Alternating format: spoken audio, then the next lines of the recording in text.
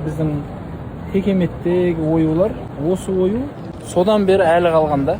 Бір қызық мәлімет, бір 2 жыл бұрын осы жердегі осы қаржылық министрлігінің аузынан біздің жігіттер естіген екен. Бір жиында біздің бейбарыс атамыз Дешті Қыпшақ жерінен шыққан, өзі Қыпшақ сол бала кезінде Сирияға, Дамаскке құл болып сатылып кеткен ғой. Содан кейін Египетке сатылып кеткен.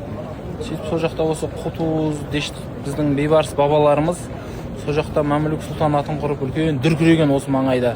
Сонда осы Қағбаға 2 нәрсені істеген екен да. Біріншіден Қағбаның жабуын жақпан бұл кісілер, Қағба әдемі болып тұрсын деп. Сол кезде суағардың астында қазақтың кәдімгі қошқар мүйізді оюлары сол жерден қалған ғой. Қараңыздар, қазір соны көрсетейін.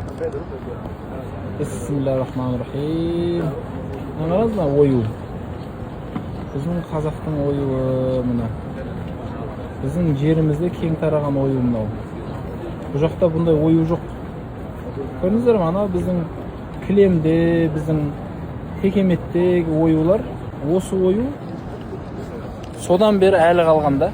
Біздің бабамыз біріншіден Қағбаның сыртына әсемдеп жапқыш жапқан біріншіден. Екіншіден бұрын Хакимул Харамайн деп 2 қасиетті қаланың әкімі деп айтатын болған екен осы жақтағы жауаптыларда.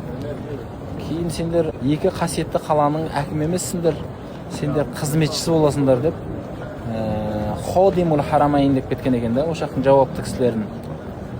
Сөйтіп ат беріп кеткен. Содан бері қазір бұл жақтың патшасының айтқан кезде Ходимул Харамайн 2 қасиетті Мекке мен Мединаның қызметшісі деп айтатын болған екен.